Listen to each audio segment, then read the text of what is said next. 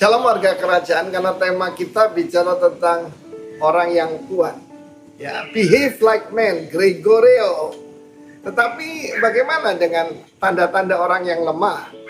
Di dalam kitab Ayub pasal kelima ayat kedua dikatakan sesungguhnya orang bodoh dimatikan karena sakit hati dan orang bebal dimatikan oleh iri hati.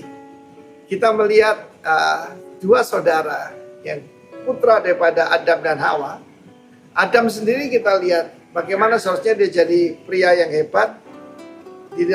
Kejatuhan daripada manusia dimulai ketika istrinya yang memimpin ketika berhadapan dengan ular yang dipakai oleh iblis. Adam ada di sana, but he said nothing. Sayang sekali. Lalu punya putra Kain dan Habel. Kain itu acquire, diminta, dimohonkan. Karena tugas mereka adalah berbuah, berlipat kali ganda. Sekali lagi bukan beranak cucu ya, salah terjemahan. Habel itu Hevel. Hevel itu nafas, breath. Manusia di luar Tuhan, di luar Taman Eden, persekutuan dengan Tuhan, itu hidupnya cuma seperti hembusan nafas. Ya, kalau orang Yahudi agak panjang hidupnya ya. Kita yang orang Asia cepat sekali. Dengar baik-baik, orang bodoh. Dalam Alkitab siapa orang bodoh itu? Dikatakan amarah menetap dalam dada orang bodoh. Jadi, bahkan kita dilarang untuk bergaul dengan pemarah. Ya, di dalam fitness tracker saya pasang peringatan kepada saya kalau sudah detak jantungnya 152, saudara ya. Tidak usah 152, saudara. Di bawah itu aja, keluar kata-kata sia-sia, saudara. Dan itu menunjukkan bagaimana betul-betul kalau orang itu dipenuhi dengan amarah, ya, dikuasai oleh amarah, orang marah, dia ngamuk, itu mad itu gila, saudara ya. Nah, saudara, firman Tuhan mengatakan bisa dibunuh oleh sakit hati, bukan hati liver ya, sakit hati di sini. Yang sakitnya tuh di sini katanya ya. Jangan biarkan ada sakit hati dalam hidup kita. Kain dan Habel. Kita melihat bagaimana juga orang bodoh dibunuh oleh iri hati. Ketika dia melihat persembahan adiknya diterima oleh Tuhan. God only deserve the best. Nyanyinya gampang sih. Ya, tak akan kubawa selain yang terbaik. Ya, yang harum dan sejati. Tuhan menyuruh kita, lewat Rasul Paulus, mempersembahkan tubuh kita sebagai korban yang hidup berkenan kepada Tuhan. Dan kita lihat bagaimana dia dipenuhi dengan amarah. Tuhan menegur dia, Tuhan itu sabar ya. Kain, kenapa wajahmu muram? Anda orang lemah itu apa? Wajahnya muram, saudara. Ya. Wajah itu pancaran hati. Ya. Dan dia berkata, dosa telah bukan mengetuk, tapi menggaruk seperti binatang buas di depan pintu hatimu. Engkau harus berkuasa atasnya. You shall have dominion. Tapi kita lihat bagaimana Kain dikalahkan oleh amarah itu. Apa Habel lebih baik? Firman Tuhan mencatat Ibrani pasal 11. Darahnya menuntut balas. Jadi dua-duanya tidak baik. Di luar Tuhan. Ya mungkin kelihatan ibadahnya hebat. Belum tentu, saudara. Jadi kita melihat di sini. Siapa orang yang kuat itu? Yang bisa mengalahkan sakit hati. Melupakan yang dahulu. Berlari ke arah tujuan. Dan tidak mengizinkan iri hati dalam dirinya. Karena setiap orang sedang mendapat bagiannya daripada Tuhan. Tuhan memberkati kita semua. Jangan dikalahkan oleh sakit hati maupun iri hati. Jadi seperti Kristus. Haleluya. Amin. Puji Tuhan, shalom. Baik Bapak Ibu Saudara, kita akan melihat Alkitab kita. Kita akan membaca di dalam Kitab 1 Petrus pasal yang pertama. 1 Petrus pasal yang pertama.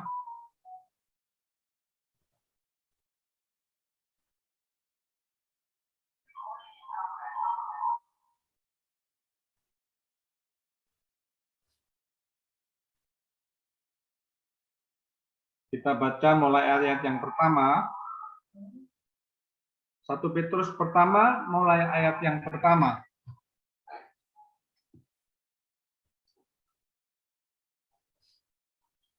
dari Petrus, Rasul Yesus Kristus kepada orang-orang pendatang yang tersebar di Pontus, Galatia, Kapadokia, Asia Kecil, dan Bitinia, yaitu orang-orang yang dipilih sesuai dengan rencana Allah Bapa kita dan yang dikuduskan oleh Roh supaya taat kepada Yesus Kristus dan menerima percikan darahnya.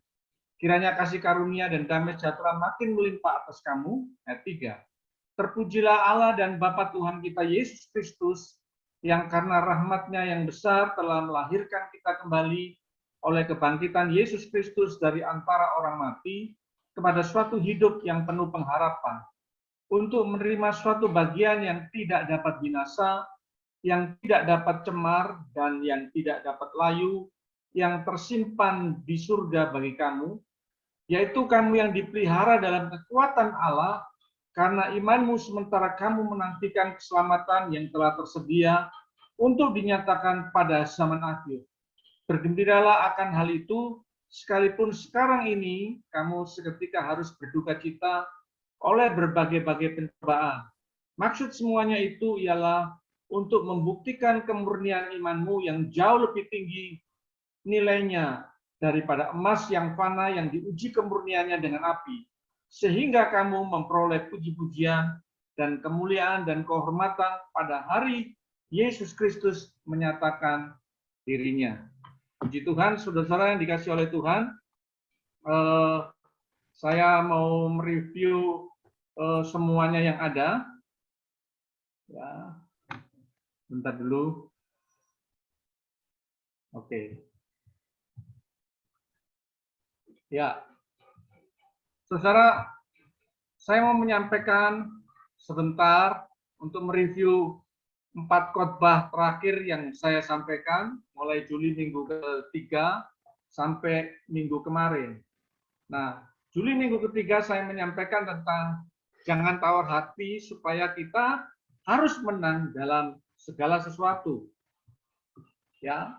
Nah, 4 kali khotbah saya kemarin adalah bicara tentang kedewasaan rohani. Kemudian yang kedua, mencari perkara yang di atas. Masih ingat? Ya, semua yang ada di bawah matahari tidak ada yang baru. Karena itu kita harus mencari perkara yang di atas. Yang ketiga, tetap bergerak di masa sulit, sekalipun ada penjara-penjara kehidupan yang saudara dan saya hadapi. Lalu minggu kemarin kita belajar mengenal waktu Tuhan. Ya, ingat ada 3 macam waktu manusia, waktu setan, dan waktu Tuhan. Nah, waktu Tuhan jangan sampai diserobot dengan waktu setan. Ya, nah ini sekilas 4 minggu kemarin saya sudah menyampaikan 2 materi ini yang saya sudah kirim kepada saudara. Nanti habis kebaktian saya kirim materi yang keempat. Saya sempat tidak mencatat dan membagikan materi yang ketiga. Baik, saudara-saudara, saya akan masuk kepada materi yang ingin saya bagikan pada hari ini buat kita semuanya. Nah, untuk mendahului materi yang ada, saudara-saudara, kitab Petrus ya ditulis oleh Rasul Petrus sendiri kepada siapa? Dikatakan di sini di dalam ayat yang pertama, surat Petrus dikirim kepada orang Pontus, orang Galatia, Kapadokia, Asia Kecil, dan Bitinia. Nah, mereka ini adalah jemaat mula-mula yang pada waktu itu ada penganiayaan besar, mereka tersebar, mereka berdiaspora, dan ke tempat-tempat yang tadi kita sudah bahas. Nah, maksud Rasul Petrus menyampaikan surat ini kepada mereka supaya mana mereka berada pada saat itu, sekalipun mereka dalam sebuah tekanan-tekanan berat, mereka tetap mengalami kekuatan yang daripada Tuhan. Nah, saya percaya surat ini bukan hanya diberikan kepada orang-orang Kapadokia, Galatia, Pontus, Asia Kecil, dan Bitinia saja, tetapi surat ini juga datang kepada setiap kita ketika kita sedang menghadapi kondisi-kondisi yang berat dalam kehidupan ini. Nah, itu sebabnya saudara-saudara kita mempelajari secara global apa yang dikatakan oleh 1 Petrus pasal yang pertama yang tadi sudah kita baca. Saya memberikan judul khotbah saya pada hari ini adalah dipelihara dalam kekuatan Allah. Ya, supaya saudara mengerti maksud apa yang saya sampaikan pada pagi hari ini, mari kita pelan-pelan akan mempelajarinya, saudara. Nah, ya, di dalam ayat yang ketiga, saudara, Rasul Petrus berkata, oleh karena kuasa kebangkitannya, membuat hidup kita semuanya mengalami kelahiran baru. Nah, ini semua karena anugerah, saudara. Sehingga saudara dan saya hidup di dalam kelahiran baru. Ya, kalau Yesus tidak bangkit, mungkin kita tidak akan mengalami kelahiran baru. Kenapa? Karena kita punya Tuhan yang mati. Tapi yang sesungguhnya adalah kita punya Tuhan yang hidup, yang sampai hari ini bekerja dalam kehidupan setiap kita. Yang percaya tolong lambaikan tangan saudara dan berkata amin. Ya. Nah, hari ini saudara, sekian waktu yang lalu ketika saudara bertobat, kita mengalami yang namanya kelahiran baru. Lalu saudara perhatikan di sini bahwa kita yang sudah dilahirkan kembali menerima bagian, ya, terjemahan bahasa Indonesia cuma disebutkan bahwa ayat yang keempat, untuk menerima suatu bagian. Nah, ternyata bagian apa? Terjemahan yang lain mengatakan itu warisan, saudara. Ya, warisan yang tidak dapat binasa, yang tidak dapat cemar, dan yang tidak dapat layu, yang tersimpan di surga bagi kita semuanya. Nah, jadi saudara-saudara, di dalam hidup ini kita akan menentukan warisan yang bagaimana yang saudara dan saya akan terima nanti di surga. Nah, mungkin saudara berkata, Pak, saya kok di dunia ini tidak kaya-kaya amat. Nggak masalah, saudara-saudara. Yang penting kita memiliki kekayaan rohani.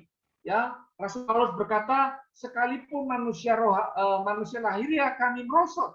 Ya, mungkin Paulus juga tidak memiliki berkat dalam kelimpahan. Tapi Paulus berkata apa? Sekalipun aku miskin, aku memperkaya banyak orang. Nah, itu yang jauh lebih penting, sebab semua kekayaan yang kita miliki itu akan ditinggalkan ketika kita sudah dipanggil oleh Tuhan.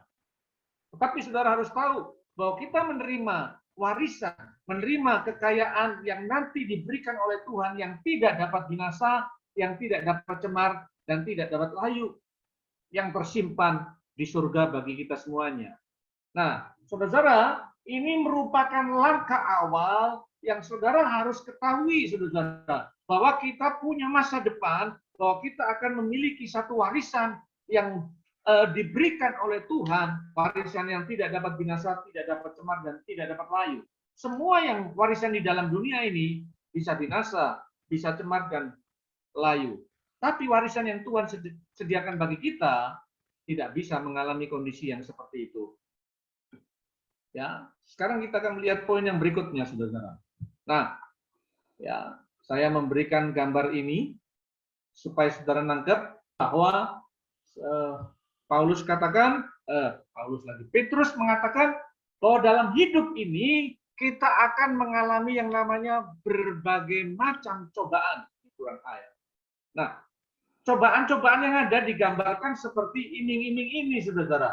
Iming-iming ini memang digambarkan pohon buah apel, tapi bukan hanya yang seperti itu, jauh lebih berat lagi yang sebetulnya berbagai macam cobaan yang sekiranya mungkin Tuhan itu mengizinkan terjadi dalam kehidupan setiap kita secara pribadi. Nah, coba mari kita lihat apa saja itu. Ya. Nah, saudara, saya menyelidiki kebenaran ini beberapa hari sampai saya menyimpulkan beberapa hal untuk saudara bisa mengerti maksud hati yang Tuhan inginkan dalam kehidupan kita semuanya. Nah, kita akan mengalami berbagai duka. Nah, ini ada terjemahan yang lain yang nampaknya kalau dibaca itu aneh, saudara. Perlu diganggu. Ya, saya enggak asal-asal menulis ini, tapi dari puluhan terjemahan saya ambil yang sekiranya mungkin itu berbicara buat saya, saudara. Ternyata dalam hidup ini kita itu sepertinya perlu diganggu dengan berbagai macam cobaan, saudara. Ya, ada jemaat yang berkata sepertinya kalau hidup ini lurus-lurus saja itu nggak ada variasinya, saudara. Dan biasanya kalau kita jalan lurus itu mudah ngantuk dan mudah celaka. Coba kalau saudara naik mobil ke jalan tol, di mana kita berjalan di atas 80 km per jam, lalu jaraknya membutuhkan waktu 5 jam, lurus, maka saudara-saudara akan mudah tergoda dan kita akan gampang ngantuk, saudara-saudara. Tapi kalau sedikit belok-belok, nah biasanya kita akan berhati-hati, mata kita tertuju kepada jalan yang ada. Nah, kemudian di dalam hidup ini, selain kita mengalami berbagai duka karena mengalami sakit penyakit, termasuk ada beberapa di antara saudara yang terkena COVID-19, tapi Tuhan izinkan untuk melihat kuasa-Nya yang besar. Kemudian kita mengalami kesedihan-kesedihan, keluarga kita dipanggil Tuhan, kita juga mengalami beban-beban penderitaan di dalam kehidupan ini. Nah, ada penderitaan karena kesalahan kita sendiri, ya. Yang bagaimana itu? Kita sudah cukup diberkati oleh Tuhan, tapi karena keinginan-keinginan yang berlebihan, kita kredit macam-macam, saudara-saudara. Dan akibatnya kita nggak bisa bayar, hidup kita menderita. Nah, itu menderita karena PDW, saudara-saudara. Tapi yang dimaksudkan oleh Tuhan, penderitaan di sini adalah memang karena kita hidup dalam kita hidup dalam kebenaran, tetapi kita mengalami banyak gangguan, saudara-saudara. Ibadah dilempari batu, ya. Waktu saya di Sumbawa 17 tahun, saya mengalami ini, saudara-saudara. Ya, pelang gereja itu dikasih, kotoran sapi, saudara-saudara. Jadi yang pelangnya warna putih, tulisannya hitam, itu semuanya jadi hijau, saudara-saudara, karena kotoran sapi.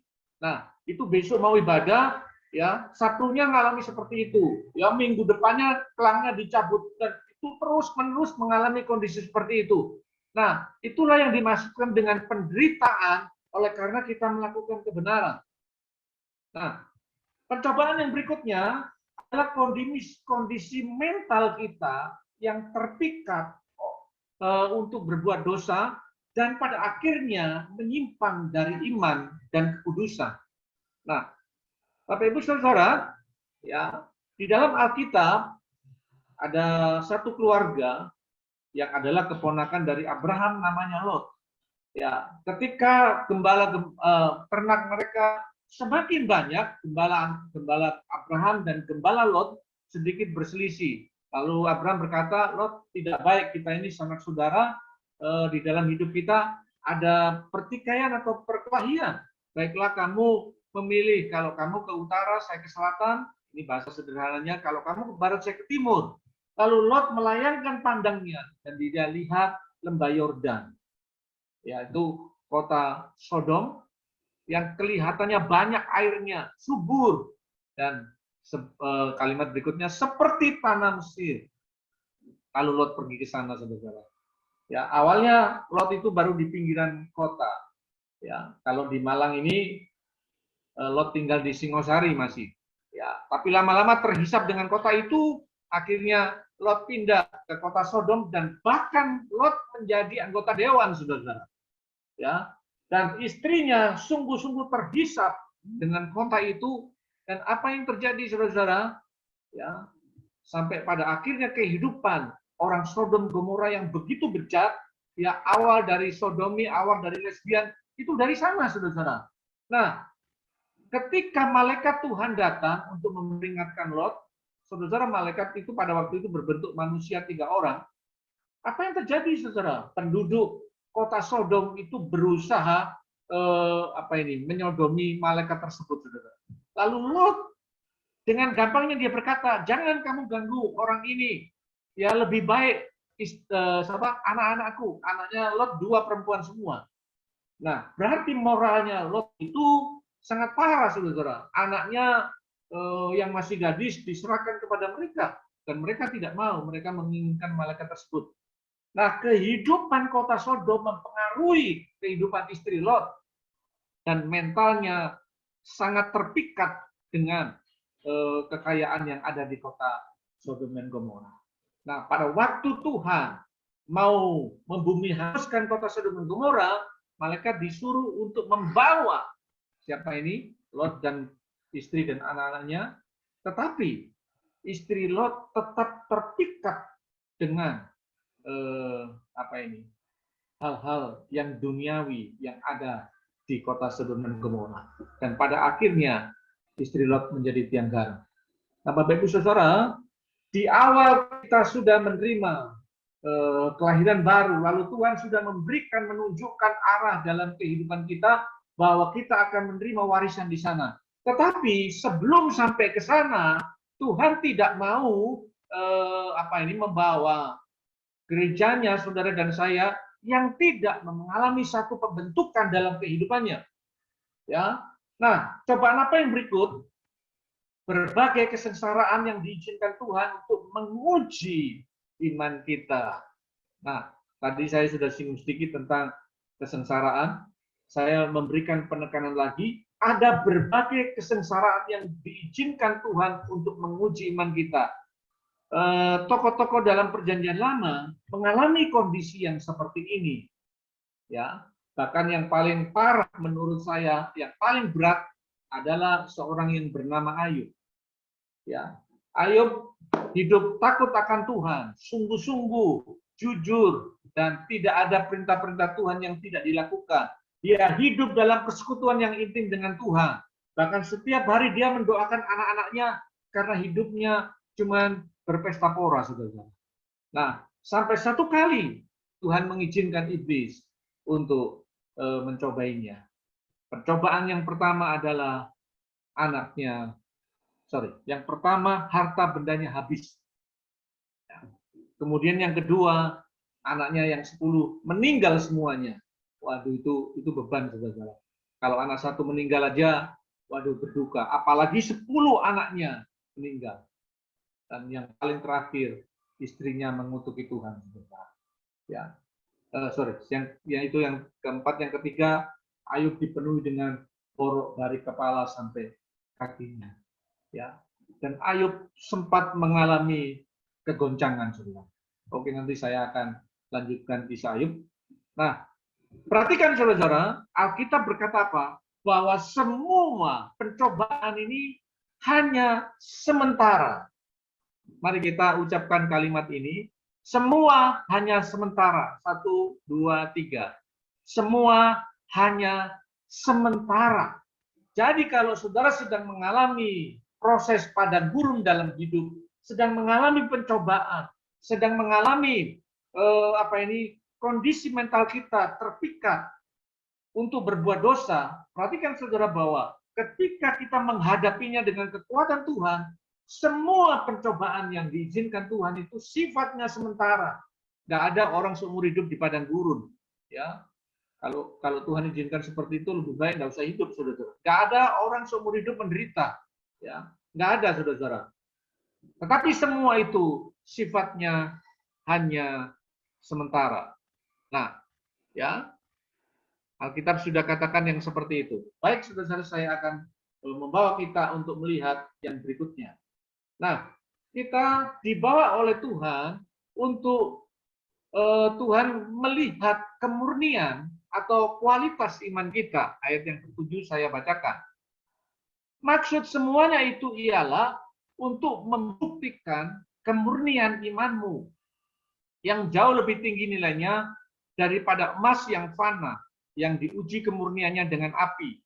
Sehingga kamu memperoleh puji-pujian dan kemuliaan dan kehormatan pada hari Yesus Kristus menyatakan dirinya. Nah, saudara, Tuhan akan membawa setiap anak-anak Tuhan. Perhatikan ini. Tuhan akan membawa dan ingin melihat sejauh apa kualitas iman kita, sejauh apa kemurnian iman kita di dalam kita mengiring Tuhan. Ya. Nah, kalau dikatakan Tuhan ingin melihat kemurnian atau kualitas, maka saudara di dalam kehidupan kekristenan ini ada orang Kristen yang tidak berkualitas imannya dan tidak murni imannya. Ya, saudara bisa tahu ketika dia beribadah, motifnya berbeda, saudara. Motifnya ingin mencari sesuatu koneksi di dalam bisnis supaya di situ dia mendapatkan keuntungan-keuntungan.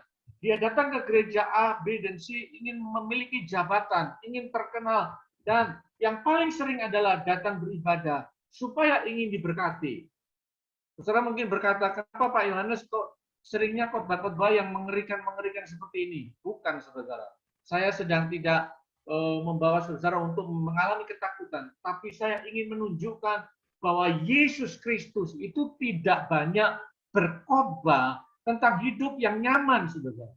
Ya, Yesus berkata, kalau engkau mau menjadi muridku, mengikut aku, engkau harus menyangkal diri, pikul salib. Engkau berani kehilangan nyawa. Dan Yesus sudah dari awal memberikan hal-hal itu sebagai murid-muridnya, saudara. Yesus tidak berkata kamu akan diberkati dengan kaya raya. Tidak, walaupun ada tokoh-tokoh Alkitab yang diberkati dengan kaya raya. Tetapi semua itu ada tujuannya dipakai untuk kemuliaan nama Tuhan. Ya. Nah, saudara, emas menjadi murni karena dipanaskan dalam api. Tetapi di mata Tuhan, emas itu menjadi panas, saudara. Terjemahan lainnya, emas itu walaupun murni, tapi tetap aja bisa lenyap, hilang. Tetapi iman kita menjadi murni karena dibuktikan dengan api atau penderitaan atau kesengsaraan di dalam kehidupan saudara dan saya. Itu sebabnya kalau saudara sekarang ini mengalami kondisi-kondisi yang seperti ini dan hidup hanya cukup, jangan kita mengomel atau bersungut-sungut. Bersyukurlah saudara-saudara. Yang paling penting bangun iman yang di dalam ini sampai kita ditemukan oleh Tuhan memiliki kualitas iman, memiliki kemurnian iman. Ya, saya mau bacakan di dalam 1 Timotius pasal yang pertama. 1 Timotius pasal yang pertama, ayat yang ke-18. Tugas ini kuberikan kepadamu Timotius anakku sesuai dengan apa yang telah dinubuatkan tentang dirimu, supaya dikuatkan oleh nubuat itu engkau memperjuangkan perjuangan yang baik dengan iman dan hati nurani yang murni. Beberapa orang menolak hati nurani yang murni, dan karena itu kandaslah iman mereka, di antaranya Himenius dan Alexander yang telah kuserahkan kepada iblis supaya jerah mereka menghujat. Nah, Himenius ini sebetulnya masuk dalam anggota murid-murid. Tetapi ternyata dalam perjalanan hidupnya kualitas imannya tidak murni, saudara. Ya, kualitas imannya tidak sungguh-sungguh di tengah jalan mereka kandas. Saya berdoa pada hari ini dan untuk seterusnya tidak ada di antara saudara-saudara yang gugur di tengah jalan. Ya, tapi saudara mempertahankan kualitas kehidupan yang murni di hadapan Tuhan. Oke, saya mau baca ini tadi yang saya bilang tentang Ayub. Ayub 23 ayat 10 dikatakan, karena ia tahu jalan hidupku. Seandainya ia menguji aku akan timbul seperti emas. Ya, karena emas semakin dipanaskan, emas itu akan semakin murni. Dan kalau saudara semakin menghadapi banyak penderitaan yang diizinkan oleh Tuhan, maka kita akan menjadi orang Kristen yang memiliki iman yang tahan uji, ya, dan sungguh-sungguh memiliki kualitas yang luar biasa. Oke, saya mau melanjutkan. Ini sebetulnya poin yang ingin saya bicarakan di tengah-tengah saudara, yaitu dipelihara di dalam kekuatan Allah. Ya, saudara, saya cari gambar sepertinya kita itu sungguh-sungguh dilingkupi oleh tangan Tuhan dan dipelihara di dalam kekuatannya yang luar biasa. Oke, kita lihat saudara. Ya, selama iman kita diproses, ya. Jadi di awal tadi saya sudah cerita, kita sudah punya gambaran kehidupan kita akan diberikan oleh Tuhan. Apa ini? Warisan. Tapi tidak hanya sampai di situ. Tuhan izinkan kita ini diproses, saudara. Nah, selama kita diproses, saudara harus melihat kebenaran ini. Saya mau baca ulang ayat yang kelima. Ya, 1 Petrus pasal yang pertama tadi, kita baca ayat yang kelima. Saya suka dengan ayat ini. Yaitu kamu yang dipelihara dalam kekuatan Allah karena imanmu. Jadi ketika saudara tetap mempercayai Tuhan, apapun yang terjadi, ada yang namanya dipelihara di dalam kekuatan Allah. Nah, Bapak Ibu Saudara, kata dipelihara di situ pengertiannya banyak, dilindungi, dijaga, ya. Ini pengertiannya, dijaga, disimpan, dilindungi. Ya, saya mau tunjukkan saudara di dalam Kisah Rasul pasal yang ke-14. Saya kagum dengan kebenaran-kebenaran dalam ayat-ayat ini. Kisah Rasul pasal 14, kita baca ayat yang ke-19. Begini bunyinya. Tetapi datanglah orang-orang Yahudi dari Antioquia dan Ikonium, dan mereka membujuk orang banyak itu memihak mereka, lalu mereka melempari Paulus dengan batu dan menyeretnya keluar kota, karena mereka menyangka bahwa ia telah mati. Ayat 20, akan tetapi ketika murid-murid itu berdiri mengelilingi dia, bangkitlah ia, lalu masuk ke dalam kota. Keesokan harinya berangkatlah ia bersama-sama dengan Barnabas ke Derbe. Nah, saudara, kisah ini dimulai bagaimana Paulus dan Barnabas mendoakan orang yang lumpuh, saudara. Dan orang itu disembuhkan oleh Tuhan, dan orang-orang yang mendengar khotbah Paulus, mereka semuanya mengagungkan, memuji, dan menyebut bahwa Paulus itu seperti Dewa Zeus. Nah, sementara Barnabas seperti Dewa Hermes. Itu yang mereka katakan, saudara. Lalu mereka memberikan persembahan-persembahan dan duit yang banyak kepada Paulus, karena selama ini tidak ada orang yang melakukan mujizat kesembuhan seperti itu. Nah, sementara mereka mengagung-agungkan, ada kelompok lain datang, saudara, menghasut, memprovokasi orang-orang yang mengagungkan Paulus dan Barnabas tadi. Tiba-tiba orang-orang banyak ini membela orang yang menghasut, dan pada akhirnya mereka yang awalnya mengagungkan tiba-tiba melempari Paulus dan Barnabas dengan batu. Ya, Alkitab menulis, saudara, bahwa pada waktu dilempari dengan batu, mereka menyangka bahwa Paulus itu sudah mati. Ya, dan terjemahan lain mengatakan memang Paulus sudah mati, saudara. Tetapi ya, ada orang-orang yang merupakan murid-murid Kristus, ya, ayat 20, akan tetapi ketika murid-murid itu berdiri mengelilingi dia, bangkitlah ia lalu masuk ke dalam kota. Lihat ada kata, ya, bangkitlah Paulus lalu masuk ke dalam kota. Ya, keesokan harinya berangkatlah ia bersama-sama dengan Barnabas ke Derbe. Nah, ini orang ini dalam tanda kutip Paulus ini kayaknya gila betul, saudara. Ya, dilempari batu kalau di dalam zaman Perjanjian Lama itu sudah berdarah semua dari kepala sampai kaki, saudara. Ya. Nah, kalau waktu kaki saya jatuh ini, pemulihannya, rasa sakitnya itu membutuhkan waktu hampir 2 tahun, saudara. Ya, itu baru hanya patah seperti itu, saudara. Paulus itu mungkin paru-parunya, ya, nggak tahu berapa banyak patahnya, saudara. Lengannya, kakinya patah-patah, nggak karu-karuan. Ternyata, saudara, setelah didoakan besoknya itu langsung ada mujizat yang terjadi. Nah, ternyata semua yang dialami Paulus, semua penderitaan itu ada di dalam kekuatan pemeliharaan yang daripada Tuhan. Ya.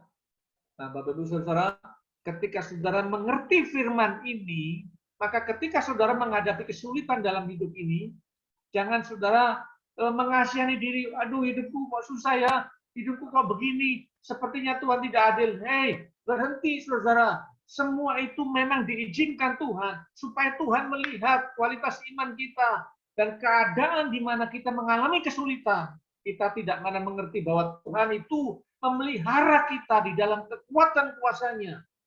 Ya, saya percaya saudara, secara ekonomi pun, ketika saudara mungkin mengalami kesulitan, saudara lihat, kita punya Tuhan yang dulu pernah memelihara kita, dulu pernah menolong kita, kemarin, minggu lalu, bulan lalu pernah menolong kita, besok pun akan menolong saudara-saudara, sehingga kita tetap dipelihara di dalam kekuatan Allah melalui iman kita. Haleluya. Ini yang Tuhan berikan dalam kehidupan saudara dan saya untuk saudara bisa menangkap akan kebenaran ini. Puji Tuhan. Nah, saudara, karena itu ya di dalam ayat sebentar ya. Saya bacakan dulu 1 Petrus tadi supaya kita jelas. 1 Petrus 1 Ayat yang ke-6. Bergembiralah akan hal itu, sekalipun sekarang ini kamu seketika harus berduka cita oleh berbagai-bagai pencobaan. Ini Petrus ini ya orang yang tidak umum, saudara-saudara. Waktu mengalami sakit cekot-cekot, ya COVID yang dalam perjuangan hidup dan mati disuruh gembira. Nah ternyata kata bergembira di situ apa ini terjemahan lain bersukacita. Itu bahasa aslinya adalah agaliao. Ya bahasa Ibrani, bukan Ibrani sebetulnya Gerika ini. Artinya adalah artinya melompat bareng sukacita, saudara. Ya, coba waktu saudara-saudara bahasa Jawanya itu kejet-kejet gitu ya, karena menahan sakit gitu. Kemudian Tuhan berkata apa? Nah, lompat, bersukacita. Waduh, ini orang Kristen kok kayak seperti ini. Tapi ini yang dibilang sama Alkitab, saudara. Ya, jadi ketika kita menghadapi kondisi-kondisi yang berat, mari kita praktek firman. Makanya bersukacita, bergembira, hati yang tenang itu adalah imun yang terbesar, yang terhebat di dalam kehidupan anak-anak Tuhan. Ya, nah, saudara-saudara ternyata Tuhan tuh punya rasa humor yang luar biasa. Mazmur 2 ayat 4 menulis sebelumnya bahwa bangsa-bangsa memusuhi orang Israel. Ya, dikepung dari segala arah. Dalam kondisi seperti itu, Alkitab katakan apa? Tuhan tertawa dari surga. Wah, ternyata Tuhan itu rasa humornya luar biasa. Dalam kondisi umatnya terkepung, dia malah tertawa terbahak-bahak, saudara. Nah, Tuhan memberikan contoh dalam hidup kita. Ya, Daud menghadapi musuh di depannya. Tuhan malah kasih makan. Ya, Daud menikmati hidangan di depan lawannya, musuh-musuhnya. Itulah Tuhan kita yang luar biasa, yang mengajar kita untuk menghidupi kebenarannya. Puji nama Tuhan. Ya, saya akan menutup dengan kata-kata ini. Seorang penulis buku hamba Tuhan yang luar biasa yang bernama Paul E. Bilheimer. Dia berkata begini, penderitaan yang kita hadapi di bumi merupakan suatu persiapan menuju takhta di surga. Ya. Jadi kalau saudara menderita dalam hidup ini karena kehendak Tuhan dan kita bertahan dalam iman kita, maka sebetulnya Tuhan sudah menyiapkan takhta di surga di dalam kehidupan saudara dan saya. Oke.